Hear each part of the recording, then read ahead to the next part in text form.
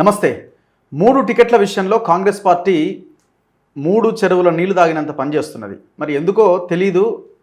ఖమ్మం కానీ, కరీంనగర్ కానీ, హైదరాబాద్ కానీ ఈ 3 సీట్ల విషయంలో ఎటు తేల్చుకోలేకపోతున్నారు. ముఖ్యంగా హైదరాబాద్ ఒక్కటి కొంత పక్కన పెడితే కరీంనగర్, ఖమ్మం విషయంలో అయితే చాలా దారుణమైన ఈక్వేషన్స్ కనబడతా ఉన్నాయి. సో ఒకవైపున హైకమాండ్ ప్రకటించకుండానే వెలిచాల రాజేందర్ రావు ఆయన ఏకంగా నామినేషన్ దాఖలు చేశారు. ఆ నామినేషన్ కార్యక్రమంలో ఏకంగా మంత్రి పొన్నం ప్రభాకర్తో పాటు స్థానిక ఎమ్మెల్యేలు ఆయన కవంపల్లి అండ్ ఆది శ్రీనివాస్ వీళ్ళంతా పాల్గొని నామినేషన్ పత్రాలు దాఖలు చేశారు. హైకమాండ్ నుంచి మాత్రం ఇంతవరకు ఒక కాపీ బయటకు వచ్చింది లేదు. అన్ని నియోజకవర్గాలు హైకమాండ్ వాళ్ళ లెటర్ ప్యాడ్తో వస్తూ ఉంటే వెలిచాలకు సంబంధించి ఇంతవరకు రాలేదు. ఆయన నామినేషన్ వేసిండు. ఖమ్మం విషయంలో పొంగులేటి, భట్టి విక్రమార్క యుద్ధాలే చేసుకుంటున్నారు. ఇట్లా ఎవరి ఈక్వేషన్లో వాళ్ళు ఉన్నారు. ఎల్లుండికి లాస్ట్ డేట్ నామినేషన్లకి. ఏం జరుగుతాం అనేది మనం ఒకసారి డిస్కస్ చేద్దాం. నా ముందు అద్దంకి దయాకర్ గారు ఉన్నారు, కాంగ్రెస్ పార్టీ సీనియర్ నాయకులు. దయాకర్ గారు నమస్తే. నమస్తే. సో ఒక్కొక్క నియోజకవర్గం మాట్లాడదాము, అన్ని కలిపితే మళ్ళీ అటు ఇటు అవుతుంది. ముందుగా కరీంనగర్ గురించి మాట్లాడదాం. ఇప్పుడు ప్రతి సీటుని మీ పార్టీ హైకమాండ్ ఒక లెటర్ ప్యాడ్తో మీ కేసీ వేణుగోపాల్ గారి సంతకంతో విడుదల చేసినారు. ఎక్స్క్లూజివ్ వెలిచాల రాజేందర్ రావు మీరేమైనా ఓరల్గా చెప్పి నామినేషన్ వేయమన్నారా, లేదు వాళ్ళుగా వెళ్ళి నామినేషన్ వేశారా, మీతో విభేదించి నామినేషన్ వేశారా, ఏం జరిగింది? ఇంకోవైపున ప్రవీణ్ రెడ్డి లేదు నాకే టికెట్ అని ఆయన అంచనాలు, ఆయన భరోసాతో ఆయన ఉన్నారు. ఏం జరిగింది కరీంనగర్ టికెట్ విషయంలో? అయితే అనుకూలత ఎక్కువ ఉంది అనే అవకాశంతో రాజేందర్ గారు వేసి ఉంటారు. అట్లా కూడా ఉంటుంది. ఇప్పుడు చాలామంది ఎమ్మెల్యే ఎలక్షన్స్ అప్పుడు కూడా చాలామంది ఏంది dummy nothing but without party బీఫామ్తో వేస్తారు. మన దగ్గర కూడా ఒక 10-12 మంది అప్పుడు వేసిండు. మీరు ఏదో తుంగతుర్తి అప్పుడు మళ్ళీ రాగానే పార్టీ గౌరవించి అందరు కూడా విత్డ్రా చేసుకుంటారు. అయితే ఆ పరిస్థితుల్లో రాజేందర్ గారు చేస్తుందని నేను అనుకుంటున్నా. డెఫినెట్గా ఈరోజు లేదంటే రేపటి వరకు మనవి కూడా అయిపోయినాయి మ్యాక్సిమంగా. కానీ ఫైనల్ అవుట్పుట్ అందరినీ కొంత కోఆర్డినేట్ చేయాల్సిన బాధ్యత ఉంటుంది కదా. మీరు అన్నట్టుగా ఆలోచించే ప్రయత్నం చేసి నామినేషన్ వేసి ఉంటే పక్కన మంత్రి ఉంటాడు కదా. ఇప్పుడు ప్రవీణ్ గారు వేస్తా అన్నారు అనుకోండి, ప్రవీణ్ గారు వేస్తానన్నా కూడా వచ్చే అవకాశం ఉండేది. ఎట్లుంటుంది మరి? ఎందుకు రారు? ఇప్పుడు ఎమ్మెల్యేలు ఉన్నారు, మంత్రి ఉన్నాడు. అట్లాంటప్పుడు ఆ సందిగ్ధత పార్టీకి ఏమి ఉండదు. అంటే డిక్లరేషన్కు అవకాశం పెరుగుతుందనే ఉద్దేశంతో వేయచ్చు. కానీ బట్ కంపల్సరీ వేయాలి కదా. ఇప్పుడు రేపు ఇక 2 days అయిన తర్వాత మళ్ళీ మీరు వేయాల్సిందే కదా. అక్కడ ఇక మళ్ళీ కాంగ్రెస్ క్యాండిడేచర్ అనేది ఇబ్బందిలో పడుతుంది. సో దానికి బీఫామ్ అటాచ్ చేయడానికి ఒక 1-2 days ఉంటుంది కాబట్టి పెద్ద సమస్య కాదు. సో ఇంత తాత్సారం వెనుక కారణం ఏంటంటే ఈ పెండింగ్ ఉన్న వాటిల్లో రెస్ట్ ఆఫ్ ది ఇండియా ఇదే జరుగుతున్నది. మనం తెలంగాణ కాంటెక్స్లో సీరియస్గా చూస్తున్నాం. సో ఈ పెండింగ్ కాస్త ఏంటంటే కాంపిటీషన్ ఎక్కువ ఉన్నాయి.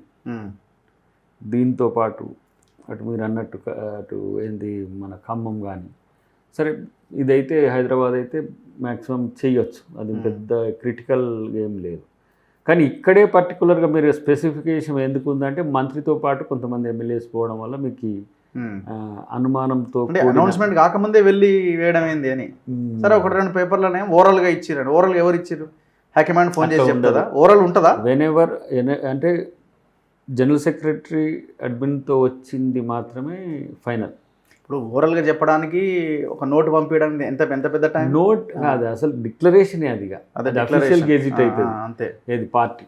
వితౌట్ దట్ మీరు ఎన్ని చేసుకున్నా కూడా బీఫామ్ ఎవరు ఏది ఓరల్ డిక్లరేషన్. ఇప్పుడు పొన్నం సొంత ఎజెండాతో చేసింది అనుకోవాలా?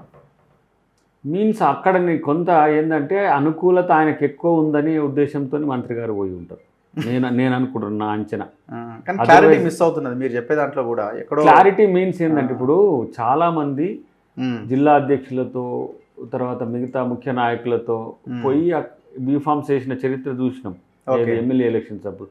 తనకే ఇక ఫైనల్ అయింది అనుకునే స్థితి నుంచి కూడా క్యాండిడేచర్ ఫైనలైజేషన్ అనేది కంప్లీట్గా పార్టీ డిస్క్రిషన్తో ఉంటుంది కాబట్టి అది తెలియక చాలామంది వేసింటారు. తెలిసినాక మళ్ళీ విత్డ్రా అవుతారు. వచ్చిందనుకోండి అదే బీఫామ్ తీసుకుపోయి వేసి ప్రయత్నం. ఇప్పుడు పొన్నం తనకు తానుగా నిర్ణయం తీసుకునే పొజిషన్లో అయితే లేడు నేను అనుకోవడం. సో మీ హైకమాండ్ అన్న చెప్పాలి, ముఖ్యమంత్రి అన్న చెప్పి లేదు నామినేషన్ వేయించు అన్న అని ఉండాలి. ఇప్పుడు ఎట్లుంటుందంటే ఎవరైనా దీంట్లో వారి పాత్ర ఉంటుంది. మంత్రి గారైనా ముఖ్యమంత్రి గారైనా పిసిసి గారైనా ఎంపీ ఎలక్షన్స్ ఇష్యూస్లో మ్మ్. ఫైనల్ అథారిటీ డెఫినెట్గా సిఈసితో కూడిన president declaration with general secretary ఇన్ఛార్జ్తో ఉంటుంది కాబట్టి దాన్ని ఫైనల్ అనుకోవాలి. మ్మ్. ఎవరు పురమాయించిందనే విషయంలో నాకు సమాచారం లేదు, కానీ దాన్ని డిలే చేయకుండా ఒక నమ్మిక కల్పించే ప్రయత్నం కూడా ఉండొచ్చు. ఎందుకంటే అక్కడ క్యాండిడేట్ బండి సంజయ్ గారు, ఇటువైపు వినోద్రావు గారు ఆల్రెడీ కొంచెం ఫీల్డ్లో ఉండడం వల్ల కూడా కాంగ్రెస్ కార్యకర్తలు లేదంటే న్యూట్రల్ గ్రూప్స్ అంతా కూడా కొంత డైవర్ట్ అవుతుంటాయి. అందరూ కాంగ్రెస్ పార్టీ జెండాను, బీజేపీ జెండాను, బీఆర్ఎస్ జెండాను పట్టుకోరు. ఒక ఉన్నారు అని అంటే ఒక అటాచ్మెంట్ ఉంటుంది కాబట్టి కొంచెం దాన్ని పోల్ చేయడానికి కూడా జరిగినట్టు. అయినా 2 days కాబట్టి పెద్ద సమస్య కూడా కాదనుకుంటే ఏముంటుంది. ఇవాళ సాయంత్రం రేపటి వరకు కూడా డిక్లరేషన్ రావాలి. కన్ఫ్యూజను, గందరగోళము ఇట్లాంటివి భాగం కారణం అని ఏమైనా అనిపిస్తుంది. ఇప్పుడు అడ్వకేసీ ఈక్వల్గా ఉన్నప్పుడు సమస్య వస్తుంది. ఇప్పుడు తుంగతుర్తి ఫైనల్ దానికి ఎందుకు 119వ సీటు ఎందుకు డిక్లేర్ అయింది అంటే అటువైపు సామ్యుయల్ గారు బలంగా అడ్డుకోవడము, తీసుకోవడము అదే ఏదో ఒకటి అటువైపు ఉన్నారు కాబట్టి డిక్లేర్ అవుతుంది. ఇప్పుడు దాకా ఇమ్మీడియట్గా దానికి రెస్పాండ్ అవుతుంది. అట్నే ఇప్పుడు ప్రవీణ్ గారికి వస్తే రాజేందర్ గారైనా, రాజేందర్ గారికి వస్తే ప్రవీణ్ గారి మధ్యన మనకు మల్లన్న కూడా ఉండే, మల్లన్న కూడా ఉండే, రెండు కూడా పరిశీలనలో సీరియస్ పరిశీలనలో ఉండే కదా. బీసీకి ఎట్లా ఇస్తారు, ఇవ్వరు కదా. అంటే బీసీలకు ఇవ్వలేదా అంటే ఓడిపోయే ప్లేసెస్ ఇస్తారు, వెతుక్కొని మరి ప్రయోగాలు చేస్తారు. అట్లా ఏం కాదు. రేపు రోజున బీసీలు ఓబీసీలకు కూడా మేము చేసేటప్పుడు అప్పుడు నువ్వు పొగుడుతుంటావులే, కానీ ఎప్పుడు ఓబీసీలకు మేము అవకాశాలు పెంచి ఇప్పుడు వచ్చేటప్పుడు అట్లనే మా దండోరా మిత్రులకు పెంచేటప్పుడు కూడా ఇప్పుడు మా కృష్ణన్న కొంచెం మా మీద కోపంగా ఉన్నా తెలుస్తుంది. మాదిగల కోపంగా లేరా మీ మీద? నాకు తెలిసి ఉండరు. ఎందుకంటే ఉన్నంత వరకు చేసినప్పుడు ఈ 3 అంశాల్లో కాంట్రాడిక్టరీ తప్పితే ఇది ఈ 2 మాలలకు ఇచ్చి ఇక్కడ ఇవ్వడం తప్పితే అసలు ఇవ్వడానికి అవకాశం లేని స్థితే లేదు అక్కడ నాకున్న సమాచారం. చెప్పినా మీకు ఆ లైవ్లో చెప్పుంటా ఒకసారి. కొంతమంది వచ్చేది ఉండే నాగర్ కర్నూలుకు, మిగతా ప్రాంతాలకు, అంటే మీన్స్ పెద్ద నాయకులు వచ్చేది ఉండే, దానివల్ల కూడా కొంత డిలే అయింది. బట్ టికెట్స్ ఇష్యూలో పారదర్శకత కంటే విన్నబిలిటీనే క్రియేట్ అవుతున్నది క్యాండిడేచర్. ట్రాన్స్పరెన్సీ ముఖ్యం కావాలి కదా, విన్నబిలిటీ ముఖ్యం కావాలా పార్టీలకి? ఆఫ్ కోర్స్ ఇప్పుడు కొంచెము క్యాండిడేచర్, సోషల్ జస్టిస్ మనం చూసినాం అనుకోండి, అవతల క్యాండిడేట్ కూడా ఇంపార్టెంటే. మంచి క్యాండిడేట్ అనే దానికంటే ఈక్వల్ అపోనెంట్ ఉండాలి. ఇక మంచి ఏడు ఉందిలేండి పార్టీలలో, నాయకుల్లో మంచి ఏడగా అనిపిస్తుంది. ఈ అస్సలు ఎక్కడో ఒకటి వెతుక్కోవాలి ఉంటుంది. మంచి కాంగ్రెస్లోనే ఎక్కువ ఉంటుంది నాకున్న అంచనా ప్రకారం. అయితే ఇప్పుడు మీరు చూడండి, ఇప్పుడు ఈ 12-13 డిక్లేర్ అయ్యి 14 డిక్లేర్ అయిన దాంట్లో ఎక్కడ కూడా క్యాండిడేచర్ మీద మాకు కావాలనే పోటీ ఎక్కువ ఉన్నది. ఓకే, ప్రతి దగ్గర మీరు అది ఎస్సీ సీట్ కావచ్చు, ఎస్టీ సీట్ కావచ్చు. 5 ఎస్సీ ఎస్టీ తీసేస్తే 12లో కూడా ఇంత పోటీ ఈసారి ఉన్నంతగా లేదు. సరే పవర్కి వచ్చినందుకు ఉంటుంది, ఓకే, కానీ ఏ విధంగా జరుగుతుంది అనేది చూడాలి. కానీ నెక్స్ట్ ఖమ్మంలో ఒక యుద్ధమే, గుద్దుకునుడు ఒకటే తక్కువ ఉన్నట్టు ఉంది వాతావరణం. అది ఏకంగా బెంగళూరు చేరినట్టుంది పంచాయతీ. ఖర్గే నిన్న భట్టి పొంగులేటితో భేటీ అయినట్టున్నారు. నా భార్యకి కావాలని భట్టి అడుగుతున్నాడు. నా భార్యకి ఇవ్వరా, మీరు పొంగులేటి తమ్మునికి ఇవ్వడానికి వీల్లేదు, రాయల నాగేశ్వరరావుకి ఇవ్వాలన్నది ఆయన ఇంకొక ప్రతిపాదన పెట్టిండు. పొంగులేటి నా తమ్మునికి ఇవ్వండి, లేకపోతే రఘురామరెడ్డి పేరు ఏదో వినిపిస్తున్నట్టున్నది. సరే, ఆయన పేరు చెప్పకపోయినా ఈయన తమ్ముడి మీదనే గట్టిగా నిలబడి కూర్చున్నారు. ఇంకొక వైపు వీళ్ళిద్దరు కాదు, ఎందుకు ఇల్లొల్లి, మండవ వెంకటేశ్వరరావుని తీసుకొచ్చే క్రమంలో తుమ్మల నాగేశ్వరరావు ఆయన కొడుకు కూడా టికెట్ వచ్చే అవకాశం లేదు కాబట్టి ఆయన రేవంత్ రెడ్డి ఇద్దరు మండవని దింపుదాం అన్న ఆలోచన వాళ్ళు చేస్తున్నారట. సో ఇట్లా ఈ ఈక్వేషన్ కనబడుతున్నది ఖమ్మంలో. ఇది కూడా తెగుతలేదు పంచాయతీ. తెంచుతారు, అధిష్టానం తెంచుతారు. సరిగా 25కి తెంచాల్సిందే తప్ప. అయితే 3 మంత్రులు అవ్వడం వల్ల కూడా కొంత మనం ఆలోచించాల్సిన అవసరం వస్తుంది. సామాజిక వర్గాల వారిగా చూసినా కూడా కొంత ఈక్వల్ ఏమంటారు ప్రయారిటీ ఇవ్వాల్సి వస్తుంటుంది. బట్ అందుకని కొంత డిలే అవుతుంది. కానీ ఇప్పుడు ఎవరిని కాదనాలి, ముగ్గురు బలమైన నాయకులే, 3 మంత్రులే అన్నిటికంటే ఎక్కువ. సో ఆ ఆలోచన నుంచి ఒకవేళ ఫైనల్గా బెంగళూరు పోయిన తర్వాత మేడం కాడికి కూడా పోతుందేమో ఆ ఇష్యూ ఒకవేళ ఫైనల్. ఎందుకంటే ముగ్గురు స్టాల్వార్డ్స్ కాబట్టి కొంత వాళ్ళను సంతృప్తి చెందించాలంటే ముగ్గురికైతే ఇవ్వలేము కదా రఘు, ఎట్లయినా ఎట్టి పరిస్థితులు నువ్వేది ముగ్గురిని సాటిస్ఫై చేయలేవు. సో అది మేడం ఆర్ రాహుల్ గాంధీ గారు కూడా ఆలోచించవచ్చు అనుకుంటున్నా. ఖర్గే గారితోనే పంచాయతీ అయిపోతుంది. బట్ అది పంచాయతీ అనే దానికంటే కూడా నాకున్న సమాచారం ఏంటంటే సీరియస్ విన్నబిలిటీని క్రైటీరియాగా తీసుకోవడంలో భాగంగా ముగ్గురు ఈక్వల్గా ఉన్నారు. ముగ్గురికి ఇచ్చినా గెలుస్తుంది. బండ వెంకటేశ్వరరావు ఎందుకు ఆడ? ఆయన ఎక్కడో నిజామాబాద్, ఆయనకి ఏం సంబంధం ఖమ్మం జిల్లాకి? అంటే ఖమ్మ సామాజిక వర్గం అక్కడ కొంత పోలరైజేషన్ ఎక్కువ ఉంటుంది. రెండోది అంటే అది వచ్చిన ప్రతిపాదన కాబట్టి జరుగుతున్న చర్చ కాబట్టి చెప్తున్నాను. ఒకవేళ ఈ ముగ్గురికి ఒకరికి ఇస్తే ఇద్దరు అలుగుతారు అనుకుంటే ఇట్లా అనుకుంటే ఒక న్యూట్రల్ పర్సన్ను తెస్తే బాగుంటుంది అనే ఆలోచన కూడా ఉంటుంది. ఈ పరిస్థితి వచ్చిందంటే అందరు ఈక్వల్గా ఉన్నప్పుడు ఒకరేమో ఈక్వల్ అని కాదు, ఇంకా డిప్యూటీ సీఎం గారు ఒక రకంగా చెప్పాలంటే బట్టి గారు, ఇద్దరు కూడా ఎవరు మన తుమ్మల గారు సీనియర్ మంత్రి, పొంగులేటి గారు క్రూషియల్ పర్సనే. సో ఆ పరిస్థితుల్లో ముగ్గురిట్లు ఎవరికి ఇచ్చినా కూడా వీళ్ళు బలవంతులు అని చెప్పడానికి అవకాశం ఉంటుంది అని చెప్పి కూడా ఇప్పుడు మీరు పవర్లో ఉన్నారు కదా. ఇప్పుడు బట్టి విక్రమార్క ఒక ఎస్సీ అయి ఉండి కూడా ఆయన రాయల నాగేశ్వరరావు అని ఒక అమ్మాయిన పేరుని సూచిస్తున్నాడు. మీరు ఒక మాదిగకి ఇవ్వలేదన్నా ఇది మూట కట్టుకుంటున్నారు. అక్కడ ఒక మాదిగకి ఇవ్వచ్చుగా. వి హనుమంతరావు లాంటి బీసీలరే నేను పోటీ చేస్తా అని అంటున్నా, ఆయనకి డబ్బులు మీరే ఖర్చు పెట్టి నిలబెట్టి గెలిపించచ్చు కదా. ఎవరైనా మీరే గెలుస్తారు కదా. సీట్ అయితే కాంగ్రెస్దే కదా, డౌట్ ఏం లేదు కదా. వేరే వాళ్ళకైతే అవకాశం లేదు కదా. కాదు, అక్కడ మాదిగలు కూడా మంచి అదే అంటున్నా. ప్రయత్నం ఎందుకు చేయాలి? అది కూడా ఉంది, కానీ ఇప్పుడు ఆ స్థాయి ఎదిగిన నాయకుడు కూడా అవసరం. రెండోది ఇప్పుడు నా పేరు కూడా అక్కడ సేమ్ ప్రతి కాన్స్టిట్యున్సీలో వచ్చి ఖమ్మంలో కూడా పెట్టిండ్రు. నాకు ఒకటే 2 రోజులు ఫోన్స్ వాట్సాప్ లో పెడితే నేనెందుకు ఖమ్మం వస్తాను ఆయన ఆడ కొట్లాట ఉన్నది అని చెప్తే ఏంటంటే అన్ని మాలాస్ మంచిగానే ఉంటారు, మాదిగలు కూడా మంచిగానే ఉంటారు, ఖమ్మ ఉన్నట్టే ఉంటారు, రెడ్డిస్ ఉన్నట్టే ఉంటారు, పాపులేషన్ కూడా ఉంటుంది. బట్ నేనేమనుకుంటున్నా అంటే అవతల క్యాండిడేట్ కూడా గట్టిగానే ఉన్నప్పుడు సామాజిక కోణం కంటే కూడా కొంచెం ఆర్థిక కోణం బలంగా ఉంటుంది. ఎంత గట్టిగా ఉన్నా ఖమ్మంలో మీరు ఆ ముగ్గురు లీడర్లు అందరు అనుకుంటే మీకు గెలవడం అయితే చాలా ఈజీ ఖమ్మంలో. ఎందుకంటే మొత్తం ఒక ఆయన కూడా వెంకట్రావు ఆల్రెడీ వచ్చేసిండు. మొత్తం నియోజకవర్గాలన్నీ మీవే బలంగా ఉన్నారు. కమ్యూనిస్టులు, సిపిఐ లాంటి పార్టీలు మీ వైపే ఉన్నాయి. ఇంకా మీకు అవకాశం అక్కడ ఈజీగా ఉంటుంది. దాంట్లో నేను ఎవరిని మీరు త్యాగం చేయాలనే స్థితిలో లేరు. వాళ్ళు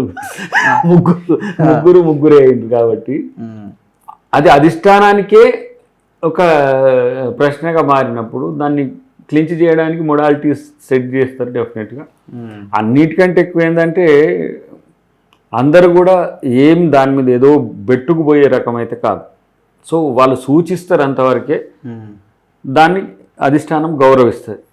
ఆ గౌరవాన్ని కాపాడే పరిస్థితి కూడా ఉంటుందని నేను అనుకుంటున్నాను. మీకు ఇప్పుడు కొన్ని రోజులు వరంగల్ ఎంత నడిచింది, నేను అప్పుడే చెప్పిన మీకు 2-3 డేస్ ఇష్యూ అవుతుంది. ఇది తర్వాత ఉన్నది ఏం కాదు, మంచిగా అయిపోతుంది. ఎందుకంటే అక్కడ ముస్లిమ్స్ కానీ లేదంటే ఎస్టీలు కానీ అందరు ప్యాసిఫై అయిపోతున్నారు. మాకు వరంగల్ ఆ గతంలో వీళ్ళు ప్రచారం చేసినట్టుగా లేదు.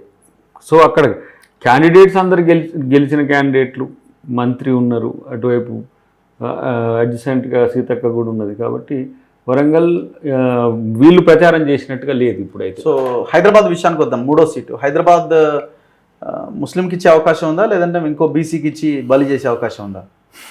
ఎక్కువ శాతం అయితే ముస్లింకే ఉంటుంది. లేదు, అసద్ మాకు కొంత బీజేపీతో థ్రెట్ ఉంది, ఓడిపోవడానికి అవకాశాలు ఉన్నాయి సర్వేలో చూసి. ఈ విషయంలో అసద్ గారు రేవంత్ తో మాట్లాడుకున్నారు అన్న ఒక యాంగిల్ వినిపిస్తుంది. అక్కడ ఖర్గే గారు కూడా ఉన్నారు కదా అక్కడ పైన కూడా.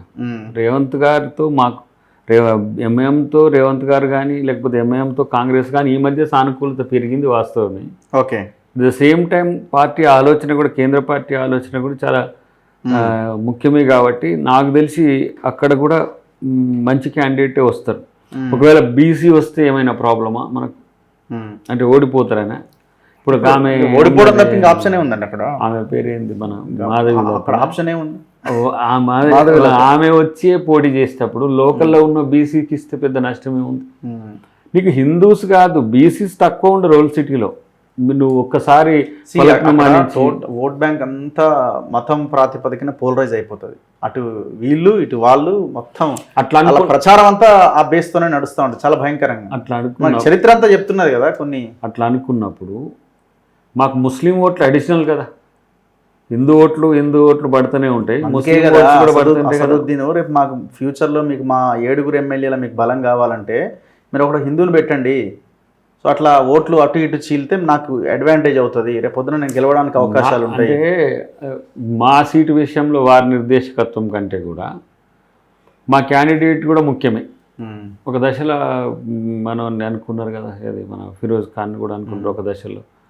అంటే ఒకసారి ఓడిపోయిన వాళ్ళకి ఇచ్చింది జీవన్ రెడ్డి గారికి ఒక్కరికి అనుకుంటా, ఎవరికి ఇవ్వలేదు, సంపత్ గారికి కూడా ఇవ్వలేదు. చాలామంది సీరియస్ ఆస్పిరెంట్స్ ఉండే, నాది కూడా వరంగల్ చాలా సీరియస్గా నడిచింది. కానీ అక్కడ నేను అనుకుంటున్నా మీరు అన్నట్టు సఖ్యత ఏదో వాళ్ళతో పొత్తుతో ఉన్నట్టుగా ఉంటుంది అనుకోవడం అనేది బీజేపీ క్రియేట్ చేస్తున్నది. కానీ అసలు అక్కడ బీజేపీ లేని క్రమంలో బీజేపీ గెలుస్తుంది ఓల్డ్ సిటీలను ప్రచారం చేస్తారు కదా వాళ్ళు, మతంతో పోలరైజేషన్ అని. అంటే ఇప్పుడు బీజేపీకి హిందూ మొత్తం ఓటేస్తారని ఏమన్నా ఉందా? ఎంఐఎం కేసిన దాఖలాలు లేవా? పోయినసారి అయితే నాకు తెలిసి టీడీపీ చార్మినార్ క్యాండిడేట్ 5,000తో ఓడిపోయింది. అంటే అక్కడ టీడీపీ లాంటి పార్టీ కూడా నెట్టుకొచ్చింది. సో మాకు అక్కడ ఉన్న వైరుధ్యం లేదు. ఇప్పుడు ఏదో ఎంఐఎంతో వైరుధ్యం అయితే తగ్గింది, కానీ క్యాండిడేచర్ విషయంలో కాంప్రమైజ్ అనేది మాత్రం ఉంటుందని నేను అనుకోను. ఎందుకంటే బీజేపీ సందిట్లో సడేమియాలాగా కొంచెం చిక్కలిగిలో పెట్టే ప్రయత్నాలు చేస్తుంది. మొన్న ఇప్పుడు అదేంది మన రామనవమి రోజు యాత్ర, అది కొంత సెంటిమెంట్ని క్రియేట్ చేసింది. మరి ఈసీ ఏం చేస్తుందో నాకు తెలియదు, ఇతరుల మీద ఏమైనా మాట్లాడితేనేమో ఇమీడియట్గా నోటీసులు వస్తున్నాయి. సో ఆడ పెద్ద టెంప్టేషన్స్ కాదు, సెన్సిటివిటీ పెరిగింది అక్కడ. ఆ పరిస్థితి అది దేశవ్యాప్తంగా ఇంపాక్ట్ ఉంటుంది. సో నాకు తెలిసి హైదరాబాద్లో కూడా ఈసారి మా పెర్ఫార్మెన్స్ చూపించుకునే క్యాండిడేటే వస్తాడని నేను అనుకుంటున్నాను. Anyway thank you very much Dayakar గారు. ఎక్స్క్లూజివ్ ఫర్ ఈ 3 సీట్ల గురించి మాట్లాడదామని వచ్చిన. Thank you. సో ఇది అద్దంకి దయాకర్తో ఇంటర్వ్యూ. చూస్తూనే ఉండండి మన తొలివేలు.